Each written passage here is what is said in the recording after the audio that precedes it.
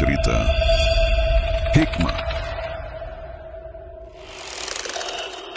Pagi itu kabut masih menyelimuti jalanan tanah merah di ujung desa Kalibaru, Banyuwangi. Embun menggantung malas di ujung dedaunan, dan ayam-ayam jago bersahutan memecah kesunyian. Di pos kecil dengan tembok retak dan cat yang mengelupas, Bribtu Agung membersihkan senjata inventaris yang sudah tua. Sambil sesekali melirik ke arah jalan raya, ia bukan polisi hebat, tak juga terkenal. Tapi Agung dikenal warga sebagai penolong, rajin, sopan, dan selalu hadir saat warga kesusahan. Namun di institusinya sendiri, ia tak lebih dari semut kecil yang diinjak-injak para perwira tinggi yang gila hormat dan uang pungli. Ia kerap jadi bahan lelucon karena tak pernah naik pangkat, meski sudah 7 tahun mengabdi. Di balik semua itu, ada satu sosok yang selalu membuat dadanya berdegup lebih kencang setiap kali ia mendengar namanya, Ratna. Ratna adalah dokter muda lulusan universitas ternama, penempatan tugas di puskesmas pinggir kota. Cantik, cerdas, ambisius. Bungsu dari 3 bersaudara, anak dari seorang kolonel purnawirawan yang keras dan penuh disiplin. Wajahnya seperti ukiran Dewi dalam lukisan Bali. Mata tajam, bibir merah tipis, dan senyum yang dingin seperti angin gunung. Agung jatuh hati sejak pertama kali mengantar pasien gawat darurat ke puskesmas tempat Ratna bertugas. Ia tak berani mendekat di awal, hanya menatap dari jauh, menyimpan rasa seperti bocah ndeso jatuh cinta pada bintang. Namun rasa itu tumbuh, menyesakan dada, hingga pada akhirnya, di suatu sore yang gerimis, Agung memberanikan diri datang ke ruang Ratna. Dengan suara gemetar ia berkata, "Maaf dok, saya tahu ini mungkin tak pantas, tapi saya ingin jujur. Saya suka sama dokter. Saya serius." Ratna tak langsung menjawab. Ia hanya menatap Agung dari ujung kepala hingga kaki. Seragam kusam, sepatu butut, dan senyum bodoh yang tak tahu malu. Setelah hening beberapa detik, Ratna menyandarkan punggungnya ke kursi, menyilangkan tangan, dan mengangkat satu alis. "Kamu Bribtu, kan?" tanyanya datar. "Iya," jawab Agung, menahan harap. "Aku cuma tertarik sama lelaki berpangkat mayor ke atas. Maaf ya, bukan karena kamu jelek, tapi hidup butuh kepastian. Aku nggak mau hidup susah." Perkataan itu menghantam dada Agung seperti peluru. Ia hanya bisa menunduk, bibirnya kaku. Hujan di luar makin deras, seolah ikut meratap bersama hatinya yang remuk. Ratna berdiri, mengambil jas putihnya, lalu beranjak pergi meninggalkan Agung sendirian di ruang dingin itu. Langkahnya tegas, tanpa menoleh sedikit pun. Sejak hari itu, Agung berubah. Ia tetap rajin, tapi lebih pendiam. Tak lagi ikut nongkrong dengan rekan-rekan. Tiap malam ia menatap langit gelap Banyuwangi, menahan amarah dan luka, bertanya dalam hati, "Apa salahku jadi lelaki kecil di kota kecil ini? Apa salahku mencintai terlalu dalam?" Namun di balik luka itu, perlahan tumbuh tekad baru. Ia tahu, ia tak bisa selamanya menjadi Bribtu tak berguna. Ia akan naik, ia akan berubah, bukan demi negara, bukan demi warga, tapi demi satu hal. Ratna harus tahu rasa dikhianati. Hari-hari setelah penolakan itu menjadi lorong gelap bagi Agung. Pagi ia bekerja, malam ia termenung. Wajah Ratna selalu muncul dalam bayangannya, bukan lagi sebagai pujaan, tapi sebagai luka yang terus menganga. Setiap kata yang dilontarkan Ratna saat itu, "Aku cuman mau lelaki berpangkat mayor ke atas," menjadi gema tanpa henti di telinganya. Agung tak lagi melihat dirinya di cermin sebagai polisi. Ia melihat bayangan laki-laki gagal, dihina, diinjak, dan diabaikan.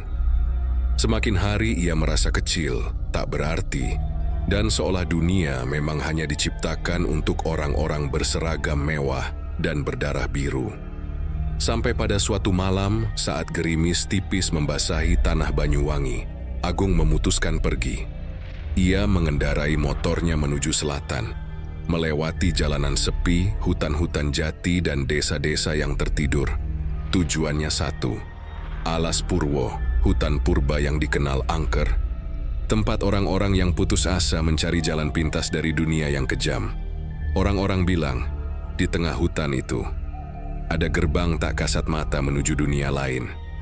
Dulu para petapa, dukun, bahkan jenderal yang haus kekuasaan pernah datang ke sana. Beberapa kembali dengan mata kosong.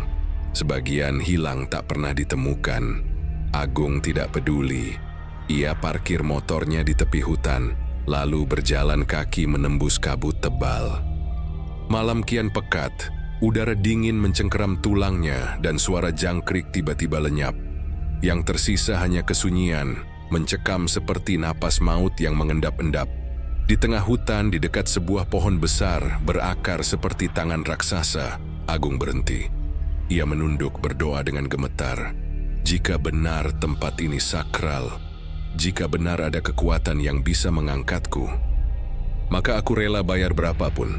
Aku hanya ingin satu, jadi lelaki yang layak ditunduki oleh wanita seperti Ratna. Aku ingin dihormati, aku ingin dibalas. Angin mendesir tiba-tiba, pohon-pohon bergetar, daun-daun gugur seperti air mata. Dan dari balik semak-semak hitam, terdengar suara perempuan menangis, lirih, dalam, seolah penuh derita dari zaman purba. Agung menoleh. Tidak ada siapapun, tapi suara itu makin jelas.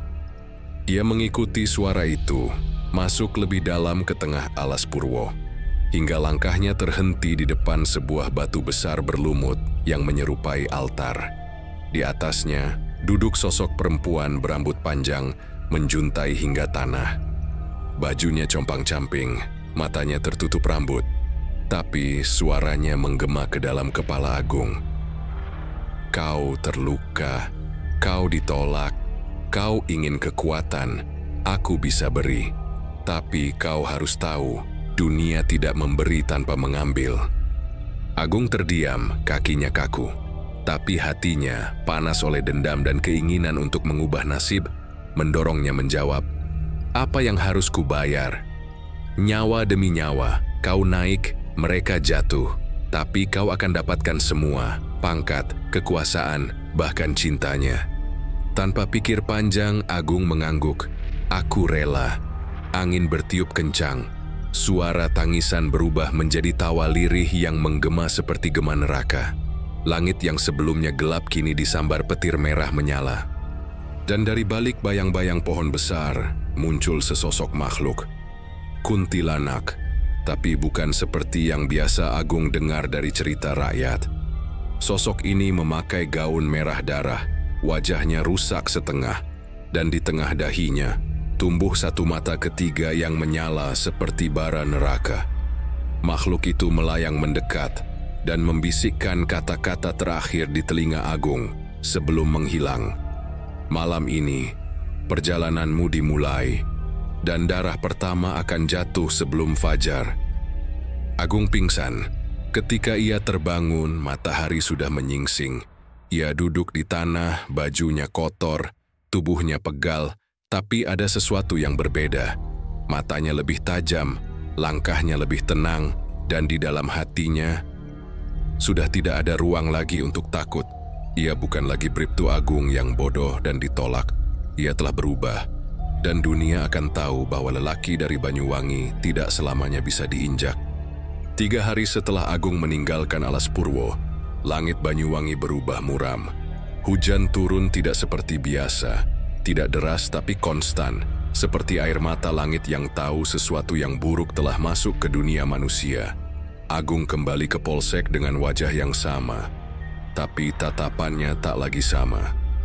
Di balik seragam Bribtu yang masih lusuh, ia membawa aura dingin, seolah ada sesuatu yang duduk di pundaknya, membisikkan perintah dari dunia lain. Rekan-rekannya mulai merasa aneh. Agung yang dulu pendiam dan kikuk, kini berbicara dengan percaya diri. Sorot matanya tajam, dan ia seolah tahu lebih banyak daripada sebelumnya tentang segala hal. Malam itu, sebuah kejadian mengguncang kantor Polsek tempat Agung bertugas. Seorang narapidana kasus pembunuhan bernama Randi ditemukan tewas tergantung di dalam sel. Tapi ini bukan gantung diri biasa. Tubuh Randi menggantung dengan kawat jemuran, bukan tali. Lidahnya menjulur panjang seperti dijerat dari dalam. Lebih mengerikan lagi, perutnya robek dari ulu hati hingga bawah pusar, dan jantungnya hilang, seolah diambil dengan presisi oleh tangan bedah gaib. Dinding sel penuh coretan darah tak jelas, dan di lantai terukir simbol aneh. 3 lingkaran menyatu dengan garis merah di tengahnya. Seluruh Polsek geger. Wartawan lokal berdatangan dan para atasan segera menuntut penjelasan. Semua bingung. Sel terkunci dari luar, CCTV mati, dan tak ada jejak siapapun masuk. Namun Agung yang baru beberapa hari pulang dari Alas Purwo tiba-tiba tampil ke depan. "Pak, saya rasa ini bukan murni bunuh diri. Saya punya teori," katanya kepada Kapolsek.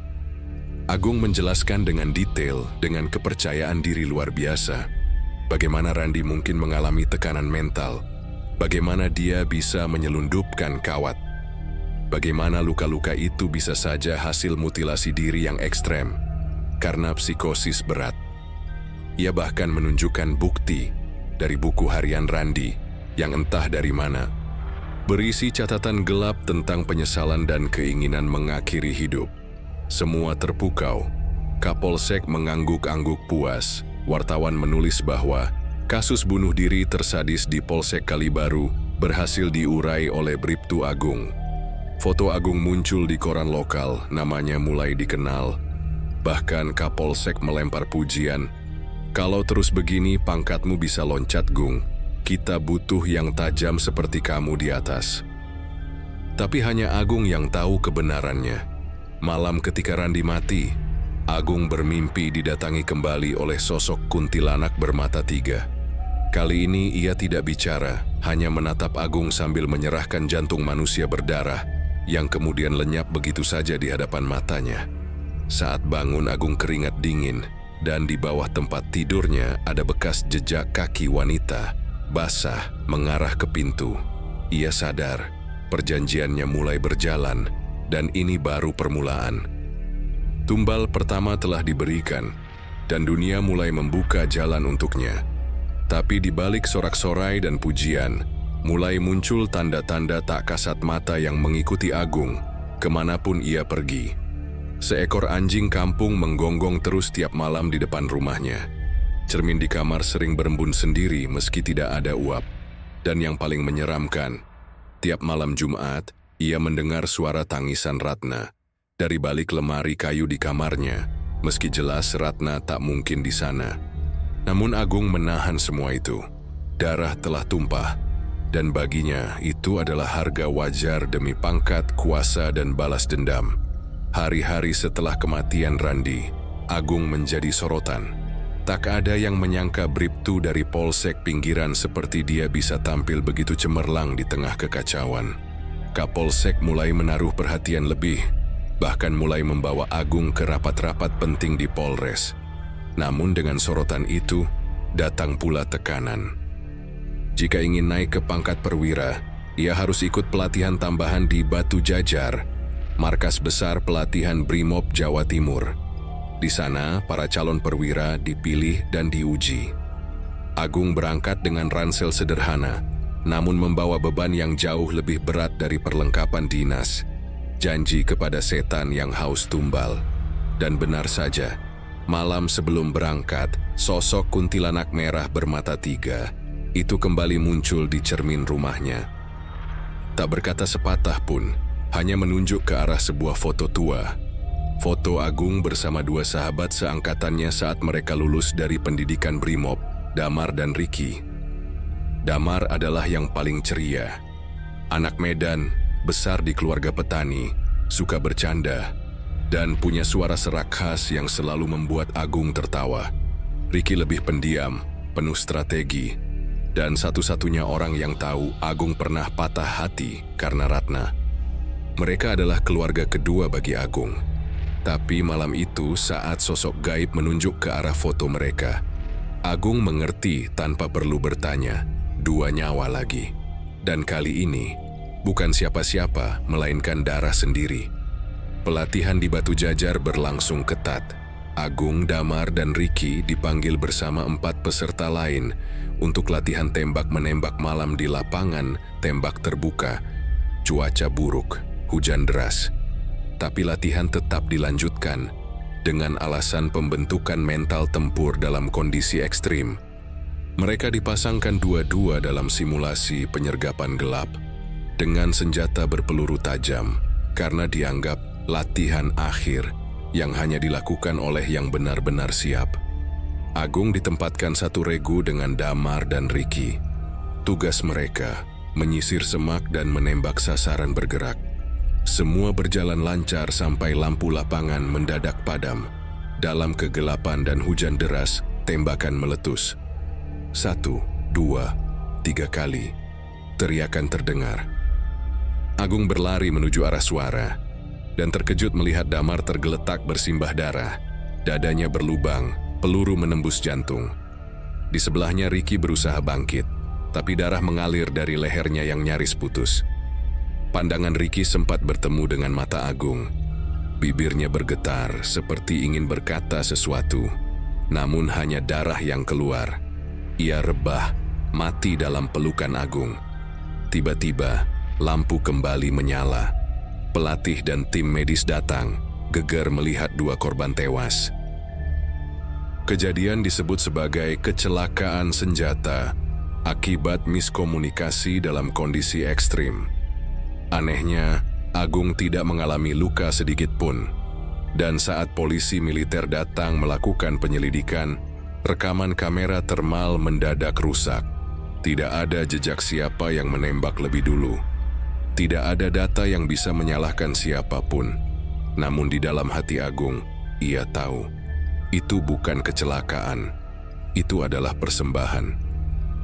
Malam itu Agung berdiri di kamar barak, menatap wajahnya di cermin yang berembun.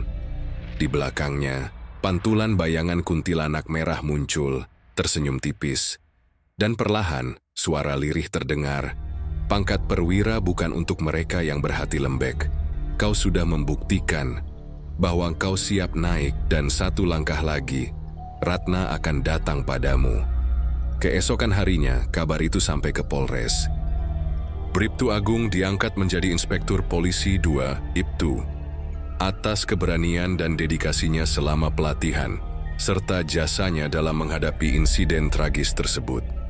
Upacara kecil diadakan. Agung berdiri tegak mengenakan seragam perwira yang selama ini hanya ia impikan. Tapi di balik semua itu, ia merasakan tangan-tangan dingin dari dunia lain yang seolah memeluknya. Pangkat naik, tapi suara tawa Damar dan Ricky masih menghantui tidurnya. Namun Agung tidak mundur.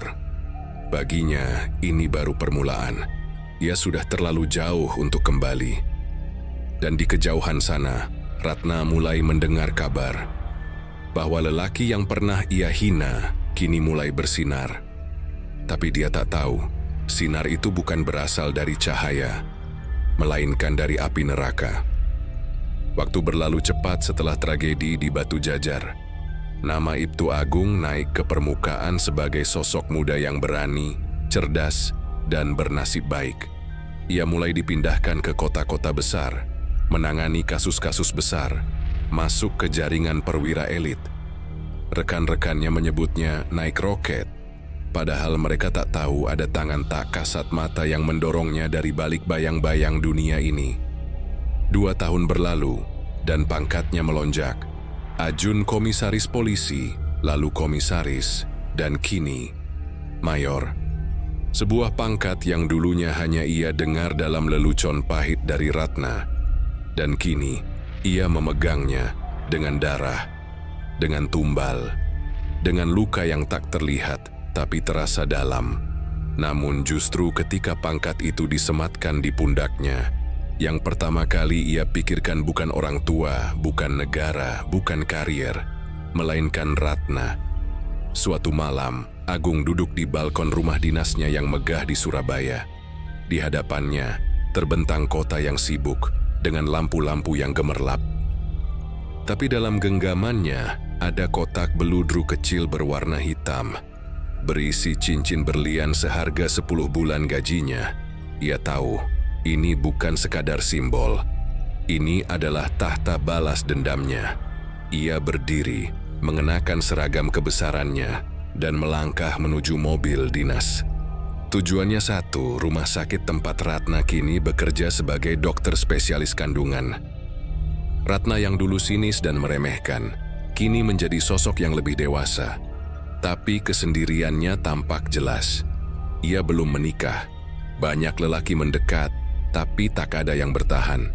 Mungkin karena Ratna terlalu memilih, atau mungkin karena sejak kematian dua sahabat Agung, ia selalu dihantui mimpi buruk tentang darah dan bayangan laki-laki berseragam yang menatapnya dari jauh. Ketika Agung datang malam itu, ia sedang bersiap pulang. Suster di rumah sakit memberitahu bahwa seorang perwira berpangkat mayor menunggunya di lobi. Saat Ratna turun, ia melihat sosok tegap berseragam dinas, wajah yang familiar namun jauh lebih tajam, lebih dalam. Agung. Ia terdiam sejenak, wajahnya membeku. "Agung," katanya pelan, nyaris tak percaya. Agung tersenyum. "Masih ingat aku?" Ratna tersenyum kaku. "Tentu, bagaimana bisa lupa?" Agung mengangguk. Ia tak ingin membuang waktu. Tanpa basa-basi, ia mengeluarkan kotak cincin dari saku dalam jasnya, membuka perlahan di hadapan Ratna. Kilau berlian itu memantul pada bola mata Ratna yang membelalak. "Aku datang bukan untuk masa lalu. Aku datang untuk menjemput masa depan. Ratna, maukah kau menjadi istriku?" Suasana seolah beku. Ratna menggigit bibirnya, tubuhnya gemetar. Beberapa detik yang terasa seperti berabad-abad berlalu sebelum akhirnya ia mengangguk perlahan dan menangis. Ya, Agung, aku tidak menyangka." Gung Ifu memeluknya. Di sekeliling mereka dunia terasa runtuh dalam diam. Namun malam itu, Agung tidur dengan senyum puas. Tapi tidur itu hanya bertahan 2 jam, sebelum ia terbangun dengan keringat dingin. Dalam mimpinya, ia berdiri di ruangan kosong berwarna abu-abu. Di depannya berdiri Ratna, tapi wajahnya pucat, matanya hitam, dan dari sudut bibirnya darah mengalir deras. Ratna menangis, bukan air mata, tapi darah. Dengan suara gemetar dan lirih, ia berkata, "Kau pikir aku milikmu? Tidak, Agung. Aku bukan milikmu. Cincin ini berlumur darah." Lalu ia menarik cincin itu dari jarinya, melemparkannya ke lantai. Cincin itu jatuh dan berubah menjadi bola mata yang berdarah dan berputar sendiri. Agung berteriak. Ia terbangun, nafasnya tersengal. Jantungnya berdegup kencang. Tapi ketika ia melihat ke sisi tempat tidurnya, ada jejak kaki berdarah menuju kamar mandi. Dia mendekat. Pintu kamar mandi terbuka sendiri dan di dalamnya, cermin berkabut menampilkan Ratna, berdiri dengan gaun pengantin merah. Wajah penuh luka dan darah menetes dari matanya. "Satu lagi, Agung. Masih ada yang harus kau beri. Tak ada cinta tanpa pengorbanan terakhir." Agung mundur menutup pintu dan terduduk lemas di lantai. Pagi itu ia bangun dengan tubuh pegal dan cincin yang tergeletak di meja ternoda, darah kering. Tapi Ratna mengirim pesan. "Semalam seperti mimpi, aku terima lamarannya. Kita bicarakan tanggalnya ya." Agung membalas dengan satu kata, "Ya." Tapi dalam hatinya, ia tahu setan tidak memberi dengan cuma-cuma. Dan kali ini, harga yang diminta bisa jadi Ratna sendiri. Hari-hari menjelang lamaran resmi terasa seperti dunia baru bagi Agung. Ia, yang dulunya bukan siapa-siapa, kini menjadi mayor, pemilik kuasa, dihormati, dan akhirnya akan menikahi wanita yang dulu pernah menertawakannya. Ratna tampak berubah.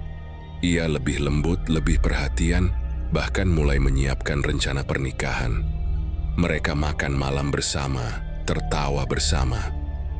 Tapi di balik senyumnya, Agung mulai melihat sesuatu yang aneh. Mata Ratna sering kosong, Dan kadang dia seperti melamun lama, lalu berbisik, "Kalau aku hilang, tolong jangan cari aku." Agung tertawa gugup tiap kali itu terjadi. Ia anggap itu stres. Mungkin karena jadwal kerja Ratna di rumah sakit yang melelahkan. Tapi malam-malamnya tetap gelisah. Ia sering bermimpi Ratna duduk di meja makan dengan tubuh yang penuh sayatan, menatap Agung dengan mata penuh air mata dan darah. Dan lalu Ratna menghilang. Hari itu Ratna tidak datang ke rumah sakit.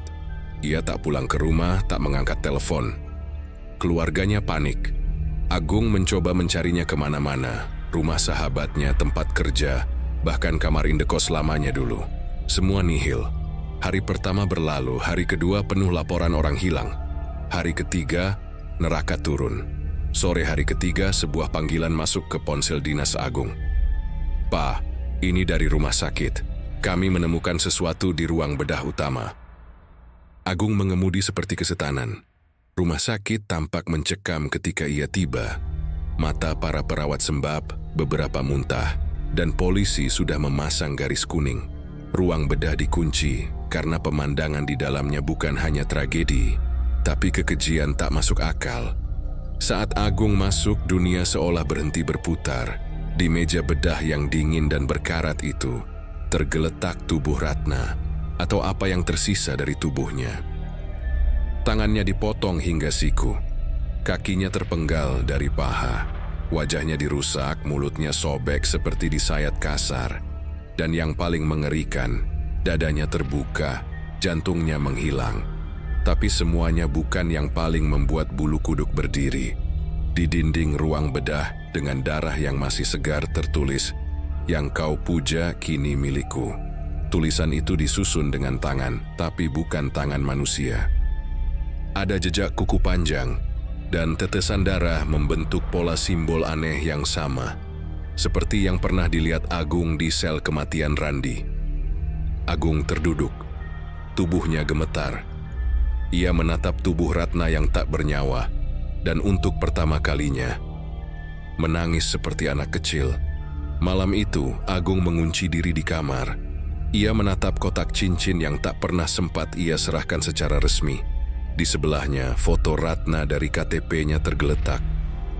Di atas meja, buku catatan hitam miliknya terbuka, dan entah bagaimana, halaman kosong itu mulai terisi sendiri. "Kau ingin dia, aku memberinya. Kau ingin puncak, aku berikan.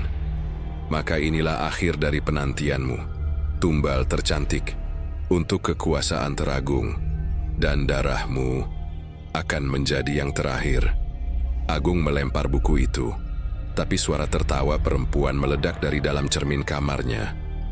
Sosok kuntilanak bermata tiga muncul, kini mengenakan gaun pengantin, dengan wajah Ratna setengah membusuk. "Ini yang kau mau, bukan?" Cermin pecah, Agung jatuh terduduk. Dunia menjadi senyap, namun di luar kamar, anjing tetangganya menggonggong keras ke arah rumah Agung, tak berhenti semalaman. Pemakaman Ratna berlangsung tertutup. Keluarganya murka. Banyak yang menyalahkan Agung, beberapa secara langsung menuduh bahwa Ratna mati karena mendekati lelaki terkutuk. Tapi Agung tak peduli. Ia berdiri di depan makam Ratna dengan seragam lengkap. Wajahnya tak menangis lagi, karena kini ia tahu tak ada yang ia cintai. Yang tersisa hanyalah kekuasaan. Dan darah Ratna adalah harga terakhir, pintu untuk takhta yang tak bisa dijatuhkan.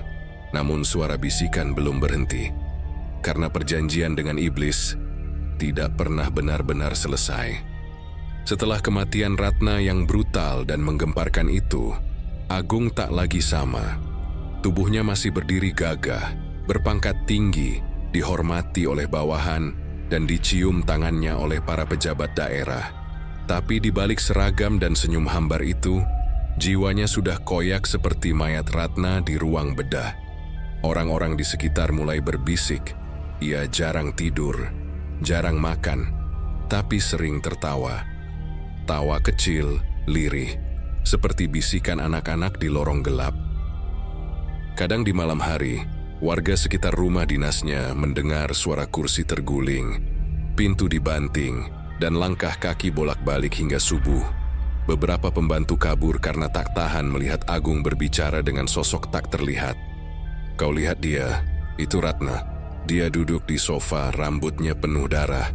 Jangan duduk di situ, itu kursinya." Atau kadang ia menjerit, "Jangan ambil aku, sudah kubayar pakai dia." Namun anehnya, karier Agung malah melesat cepat. Setelah kematian Ratna dalam 2 bulan saja, ia menangani 3 kasus besar pembunuhan berantai yang menggemparkan Jawa Timur. Semuanya berhasil ia pecahkan. Walau bukti samar, ia selalu bisa menemukan pelaku dalam waktu singkat. Beberapa rekannya mulai curiga, karena tiap pelaku yang ia tangkap selalu ditemukan tewas dalam tahanan dengan cara mengerikan. Satu orang menggigit lidahnya sendiri hingga putus. Satu lagi memaku kepalanya ke tembok dengan jarum suntik. Dan satu lagi, entah bagaimana, ditemukan dalam posisi terbalik di plafon sel, seperti sedang disalib. Setiap kali kejadian itu terjadi, Agung hanya berkata dingin, "Mereka yang menyentuh kegelapan akan dipeluk oleh kegelapan." Ucapan itu jadi kutipan viral di media. Ia diundang ke acara televisi, disebut sebagai perwira ajaib dan detektif berdarah dingin. Tapi di rumah dinasnya, Agung sedang terjun ke neraka paling sunyi. Kamar kerjanya penuh dengan lilin dan simbol aneh yang ia gambar sendiri. Ia mulai menulis di dinding dengan kapur merah, menuliskan nama-nama tumbal yang sudah ia berikan. Randi, Ari, Deni, Ratna. Ia mengulang nama-nama itu tiap malam seperti mantra. 1, 2, 3, 4. Aku naik, aku terbang. Aku belum selesai. Malam paling mencekam terjadi ketika ajudannya, Bribka Luki, datang membawa dokumen penting. Saat membuka pintu, ia menemukan Agung telanjang dada, berdiri di atas meja, tangan terangkat ke atas, dan darah menetes dari pergelangan. Di hadapannya, patung kecil perempuan berwajah 3, bermata 3, terbuat dari rambut, tulang, dan gigi. "Luki!" teriak Agung saat melihat sang ajudan. "Tutup mata kau, dia bisa marah." Luki mundur ketakutan, tapi Agung melompat turun, menahan bahunya, dan berbisik dengan mulut berbusa. "Aku bisa bicara dengan mereka sekarang, mereka yang sudah aku beri. Mereka tinggal di tubuhku, aku rumahnya, aku pangkatnya, aku adalah darah mereka." Luki melapor diam-diam ke atasan, tapi laporan itu tak pernah diproses. Kenapa? Karena saat itu Agung baru saja diundang ke istana untuk menerima Satya Lancana Bhayangkara Nararya, penghargaan atas jasanya dalam menekan kriminalitas ekstrem di daerah rawan. Bahkan Presiden menyebutnya sebagai sosok inspiratif dari Timur. Tak ada yang tahu, di balik senyuman fotonya dengan Presiden, di dalam saku bajunya, Agung menyimpan potongan kuku Ratna yang ia temukan di kamar bedah. Penghormatan? Bukan, gumamnya saat melihat foto itu di media. Ini upeti. Suatu malam, Agung duduk di pojok kamar, tubuhnya menyusut dalam kegelapan. Ia menatap tembok dan seperti biasa, Ratna muncul lagi. Tapi kini tak sendiri. Di belakangnya ada Randi, Deni, Ari, dan sosok baru. Seorang anak kecil, anak yang belum pernah ia lihat. "Siapa dia?" tanya Agung. Tapi Ratna hanya menjawab pelan, "Tumbal selanjutnya, tapi kali ini bukan kau yang memilih." Dan malam itu Agung sadar, ia tak lagi pengendali. Ia hanya kendaraan, dan mereka yang berada di balik dunia ini sudah menginginkan lebih. Kematian tak mengenal batas darah.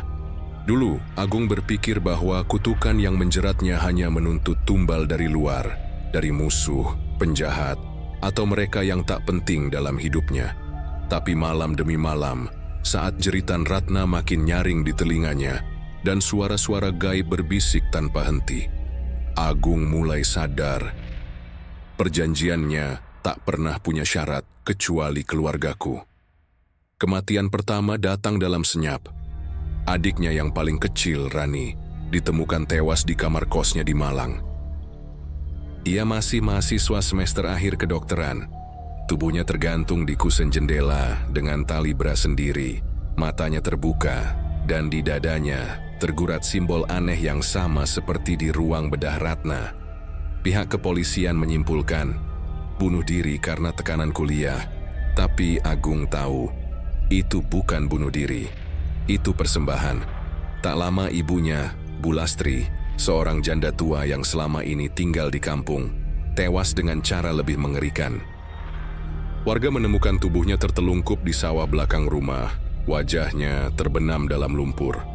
Anehnya, tubuhnya berlumuran darah menstruasi, padahal usia Bu Lastri sudah hampir 70 tahun.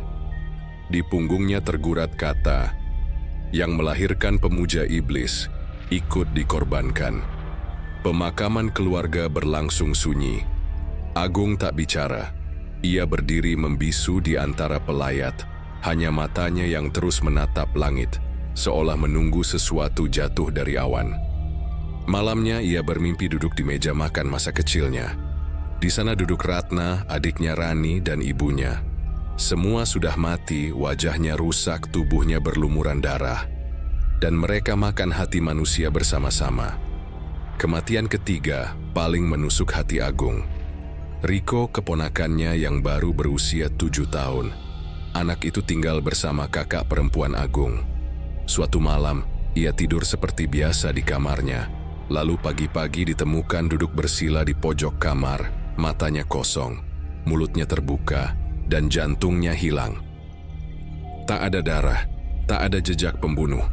Tapi di dalam mulut Riko, ditemukan sehelai rambut panjang merah, lebih dari 1 meter, basah dan dingin seperti baru dicabut dari tubuh mayat. Agung mulai menghancur dari dalam. Ia berhenti bicara pada siapapun. Di kantor ia hanya menunjuk dan mengangguk. Tangannya selalu gemetar, keringat dingin membasahi seragamnya. Setiap malam, ia melihat kuntilanak merah bermata 3 di tempat berbeda. Di kaca kamar mandi saat ia mencuci muka, muncul di balik bahunya. Di lorong kantor Polres, berdiri kaku sambil tertawa lirih. Rambutnya menjulur hingga menyapu lantai. Di bawah tempat tidurnya, saat ia terbangun karena mimpi buruk, ia melihat tangan berdarah mencakar lantai. "Mereka sudah kuberikan mereka semua," bisik Agung suatu malam sambil menangis di pojok kamar. "Lalu kenapa? Kenapa kau masih mengambil mereka?" Dan dalam kesunyian malam, suara gaib menjawab di kepalanya, "Karena kau belum menyerahkan dirimu." Di atas altar kecil yang ia bangun di ruang rahasia rumahnya, Agung mulai menyalakan lilin hitam. Ia berbicara sendiri di depan patung wanita yang kini bertambah aneh. Matanya berdarah dan lehernya tumbuh kuku. "Apa maumu?" jerit Agung suatu malam, setengah mabuk, setengah gila. "Aku sudah beri darah, aku sudah berikan nyawa." Dan dari balik cermin, sosok kuntilanak merah muncul lagi. Tapi kali ini duduk di kursi goyang, menggoyang anak kecil di pangkuannya. Anak itu adalah Riko. "Aku maunya kau," kata sang kuntilanak, "bukan sebagai tuan, tapi sebagai budak." Agung melempar kursi, merobek baju dinasnya, lalu berlari keluar rumah sambil menjerit seperti binatang terluka. Warga sekitar hanya bisa menatap dari balik jendela, tapi mereka tahu Mayor Agung kini gila. Gila oleh jabatan, gila oleh kutukan, gila oleh darah keluarganya sendiri. Di kantor, atasan dan rekan-rekan mulai membicarakan mentalnya. Tapi tak ada yang berani mencopotnya. Banyak yang masih percaya Agung dilindungi sesuatu yang besar. Sementara itu, satu persatu orang yang dekat dengan Agung mulai menjaga jarak. Mereka tak ingin menjadi tumbal berikutnya. Namun apapun yang mereka lakukan, tak ada tempat aman lagi. Karena kutukan itu sudah bukan tentang pangkat, tapi tentang warisan darah. Dan darah itu terus mengalir. Tak ada lagi sisa manusia dalam diri Agung. Yang tertinggal hanya tubuh hidup yang dihuni bayangan kematian. Selama berminggu-minggu, ia tak pernah lagi terlihat di kantor. Tak lagi menyentuh gaji, pangkat, atau prestasi. Dulu seragam dinasnya disetrika rapi, sepatu selalu mengilap. Kini, ia telanjang dada, duduk di lantai kotor penuh kotoran tikus dan darah kering, hanya mengenakan celana sobek dan ikat kepala dari sobekan gorden. Ia sudah tidak makan, tubuhnya kurus seperti tulang dibalut kulit, tapi ia masih hidup. Hanya minum air got yang mengalir dari celah kamar mandi bocor, sambil terkekeh sendiri seperti anak kecil yang baru bisa bicara. Di sekeliling rumah dinasnya, warga sudah mulai menaruh pagar bambu runcing dan menabur garam. Mereka takut suara tawa di malam hari, takut bunyi lemari dibanting sendiri, dan terutama takut sosok perempuan berbaju merah yang kadang berdiri di balkon rumah Agung, mengelus perutnya yang hamil, lalu menghilang. Kadang malam hari, Agung menyusun tulang belulang ayam yang ia temukan di dapur, lalu berbicara pada mereka. Ini komisaris, ini kapolres, ini gubernur, semuanya sudah aku kalahkan. Lalu tertawa keras, lalu menangis. Kadang ia menjerit histeris dan menghantamkan kepalanya ke dinding, hingga dinding rumahnya penuh bercak darah dan rambut rontok. Di ruang tengah altar sesembahannya sudah rusak. Patung wanita bermata 3 itu pecah dan membusuk. Dari retakannya tumbuh jamur dan cacing. Tapi Agung tetap duduk bersimpu di hadapannya, menyanyi lagu anak-anak dan menggigil. Setiap malam, mimpi buruk menindihnya. Ratna muncul, bukan hanya berdarah, tapi kini melahirkan anak-anak cacat satu persatu yang merangkak ke arah Agung sambil memanggilnya ayah. Anak-anak itu menyusu dari lubang luka di dadanya. Agung berusaha lari, tapi setiap kali bangun ia sudah berada di pojok rumah, terikat sendiri dengan kain kafan, dan tubuhnya penuh cakaran tak kasat mata. Ia sudah tak tahu mana mimpi dan mana kenyataan, karena bagi Agung, keduanya sama-sama neraka. Sampai pada pagi itu, warga sekitar mencium bau menyengat dari rumah dinas Agung. Awalnya mereka pikir bangkai tikus, tapi makin siang, baunya seperti bangkai manusia yang dimasak di bawah matahari. Tak ada yang berani mendekat. Akhirnya Kapolsek setempat mengutus 2 anggota Brimob untuk mendobrak pintu. Pintu rumah terbuka dengan suara jerit, dan begitu pintu terbuka, semua terdiam. Di tengah ruang tamu, terbaring tubuh Agung. Sudah membusuk, kulit menghitam, lidah menjulur keluar seperti dicekik oleh kekuatan tak kasat mata. Matanya melotot ke atas seolah sedang menyaksikan malaikat maut menari di langit-langit rumah. Tubuhnya dikerumuni lalat dan belatung. Namun yang paling mengerikan adalah dinding di belakang tubuhnya. Tertulis dengan darah dan kotoran, yang haus darah akan mati kelaparan. Dan di bawah tulisan itu, ada nama-nama semua orang yang pernah mati dalam perjalanan karir Agung. Semua tumbalnya, semuanya lengkap. Dan di bawah nama-nama itu, satu nama terakhir ditulis besar. Agung, tumbal terakhir. Berita kematian Agung menyebar cepat, tapi tak ada upacara penghormatan, tak ada tabur bunga, bahkan keluarga pun menolak mengurus jenazahnya. Ia dikubur tanpa nama di makam umum, hanya ditandai batu kecil bertuliskan, "Mati tak dikenal." Dan sejak saat itu, rumah dinas Agung dibiarkan kosong.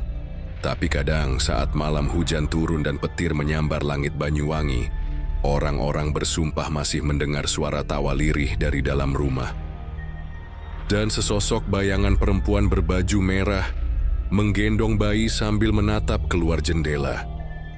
Terima kasih buat teman-teman yang sudah menonton video ini sampai habis. Semoga bisa dipetik pelajaran dari video kita ini. Saya selaku admin Cerita Hikmah mengucapkan mohon maaf jika ada kesalahan dari kami. Jangan lupa dukung channel kami dengan cara like, komen, share, dan subscribe.